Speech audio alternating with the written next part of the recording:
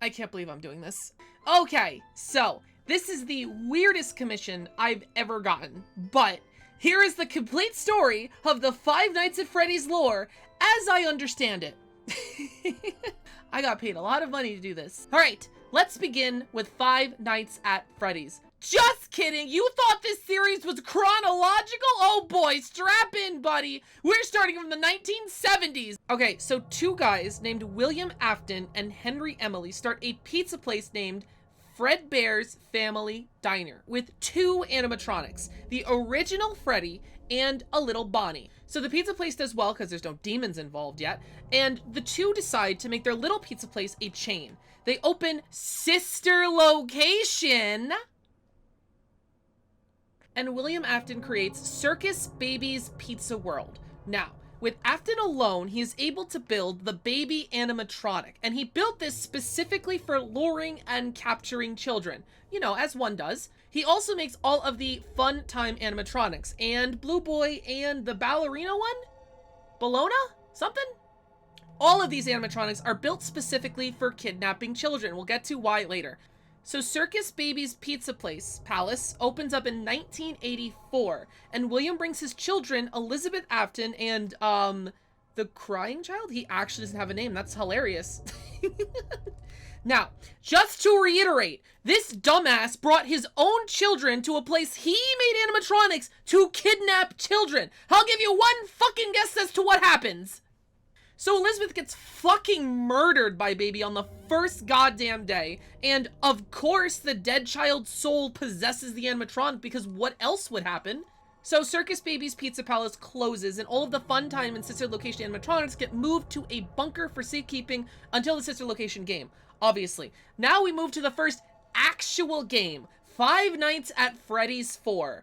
The crying child who witnesses his sister getting fucking yeeted by a baby and grows reasonably scared of animatronics, even though he loves the characters from their new TV show. So the child imagines nightmarish versions of them with giant teeth in their stomach, probably because Baby ate Elizabeth through her stomach. Little fun fact there. So this child has a birthday party planned at Fredbear's Family Diner, obviously because his dad is too cheap to host a party anywhere else, despite his son having a crippling fear of animatronics. Anyway, the week leading up to the party, he has nightmares about the animatronics, which is what all of the gameplay is about. And at the party, some bullies and his brother, I think, put him into the mouth of the original Fredbear animatronic, and it fucking kills him. Now, say it with me. Is that the bite of 87? No, it's not. It's actually the bite of 84. Glad you asked. Now, technically this game, or rather the gameplay, is just a dream. The nightmare animatronics are literally a nightmare because it's a supernatural game. But don't worry, the nightmare animatronics will return in the Avengers. This incident causes the original restaurant to close down due to child murder. Now William, losing his kids, his business, probably his sanity, fucks off, and Henry decides to sell the rights to the character, and they got bought out to a new company, Fazbear Entertainment. So real quick, the original animatronic is Fredbear. He was rebranded into Fazbear along with the new animatronic and some friends. Bonnie, who's now Blue, Chica, and Foxy. And that restaurant opened up in 1985.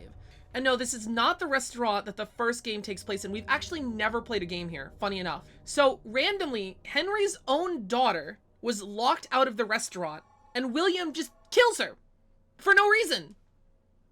Just child murder. And the puppet is there also, so Henry's daughter inhabits the soul of the puppet because, of course. And now William is obsessed with finding out how and why dead children possess animatronics because he wants to see if he can do it, because plot twist, the only thing he cares about more than pizza places and animatronics is immortality. That's right. Humble goals of a child killer. So now, William Afton lures 5 children into the back room wearing the original yellow Spring Bonnie costume from the original location. He does a quick child murder and stuffed the 5 children into Fazbear, Bonnie, Chica, Foxy, and Golden Freddy, who is the original Fredbear animatronic, okay? Now, those children possess those animatronics. William got arrested and went to court, but they couldn't convict the case because no one could find the bodies because they were stuffed into the animatronic. And because of the dead children, the animatronic started to stink and leave blood and mucus, so the first Fazbear location closes down. Ha! So besides the sister location animatronics, we have 6 animatronics, 5 of them possessed with souls. The original 4, Golden Freddy, and we still have the Springtrap Bonnie, who does not have a child soul in it. Okay, moving on. This sets the stage for Five Nights at Freddy's 2, which, surprise, the plot twist is that it was set in the past! 2 years after the first Fazbear shuts down, and we are in 1987, and a new Fazbear opens up with new toy animatronics with facial recognition software to hopefully stop more child murders.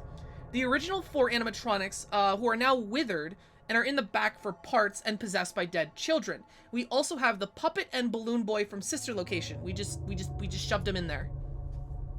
The place opens with Jeremy as the night guard. Now, William, who is still hungry for more child murder, goes to this new location in the original Bonnie spring suit and child murders 5 more children. And now, it's up to debate whether or not these children possess the new toy animatronics, or the pain of the event simply formed enough agony to cause the toys to go haywire.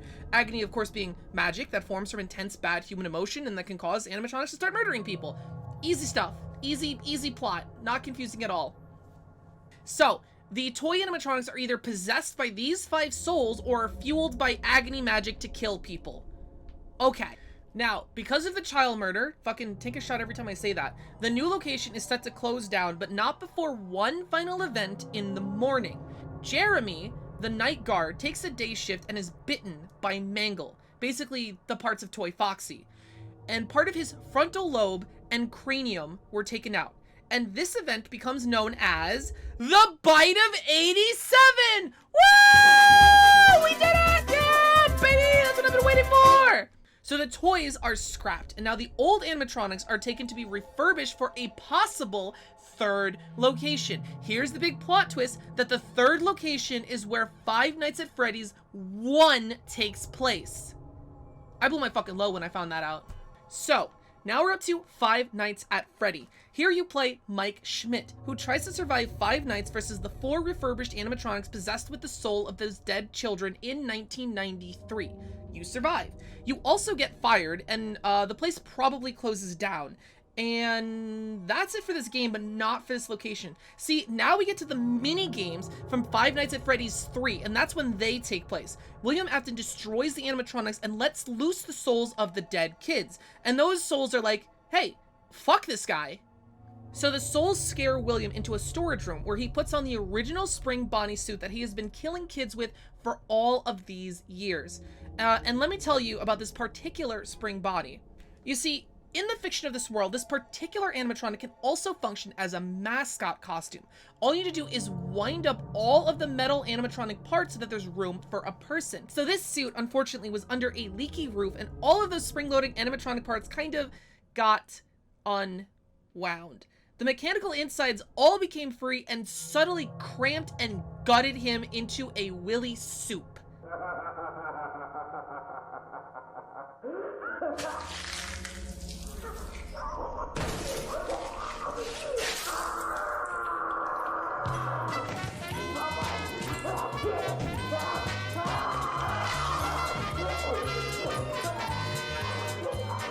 A fitting end for a child murderer. But of course this isn't the end. We have 100 more games left. What do you mean the end? Next, chronologically, is Sister Location, where you play Michael Afton, the last and only surviving child of William Afton, who was sent in to retrieve baby and the soul of the daughter Afton. He spends 5 days running around, doing missions, and basically learning that all of these animatronics are sentient. Eventually, he pisses off all of the animatronics in Sister Location, and they combine Voltron-styled into Ennard. And you play this amazing sequence, very reminiscent to the first Five Nights game. They like to do this a lot where they reference like the first Five Nights, and it's freaking awesome. Stories are told in cycles and all that. So afterwards, the Ennard follows Michael home and decides to wear his body like an animatronic suit. That's right, they lived inside his dead human body until it started to rot. Eventually, Ennard yeets out, and miraculously, Michael doesn't die. He won't die, he won't die. He won't die, he won't die. He won't die, he won't die. So, remember how William Afton was after that quest for immortality? Yeah, he might have kind of found it. See, Afton found out that if you melt together baby souls, I think, you get some magic called Remnant. And the game doesn't really explain what it does, but it stops people from dying. Somehow, Michael Afton got a whole bunch of Remnant juice on him, so he survived the entire time there were multiple animatronics living inside of him. Yeah. Also, it has a very convenient weakness to fire, but that'll come up later. Next, we get to Five Nights at Freddy's 3, and 30 years after the third location closes in Five Nights 1, so 2023, Fazbear Entertainment took all of the old animatronics from all the old locations and opens a horror attraction based on all the urban legends of animatronics killing people. They call it Fazbear's Fright, which should be fine, right? Willie died and freed all the souls of the animatronics, right? Wrong! Guess what? William Afton didn't fucking die after being gutted. He had Remnant all over him, and now he's here permanently in the suit now known as Springtrap. And guess what? He's hunting you down! So you play Michael Afton in what is probably the most boring Five Nights games of the entire series, do not at me. And after surviving, the player sets fire to the building, hopefully killing William. But guess what? It doesn't! He escapes and gets auctioned off! So we move on right over to Five Nights 6, or Pizza Simulator, an absolutely genius game where you run your own Five Nights pizza place and have to survive every night from the horrors you put inside. Story-wise, you play as Michael Afton, and this doesn't get revealed to the end, but surprise! Remember Henry Emily? The guy from the beginning? The guy whose daughter got fucking killed by William, William's partner? Whose daughter is having the soul of the puppet? He's back!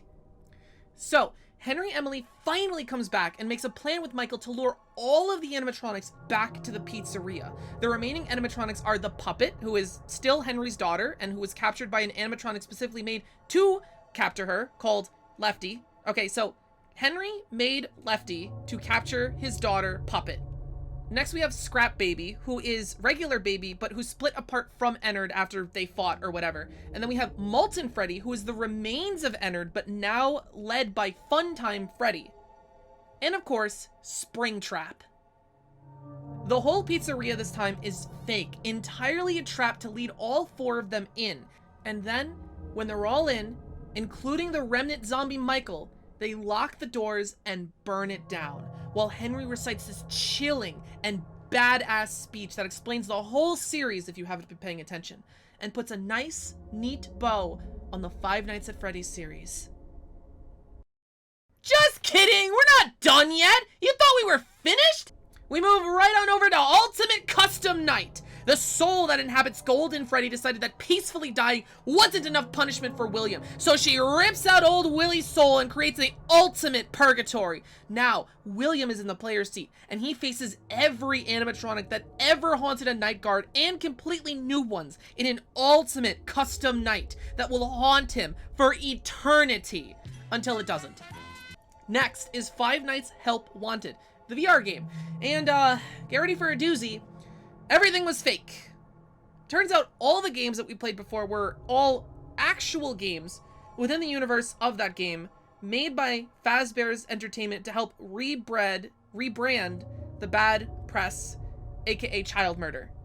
So, Fazbear had bad press about child murder, so they made games and faked that these games were made by an independent creator like Scott Cawthorn, and they said that these games were not real, and the games were made to make people think the child murdering was all a joke, so they didn't.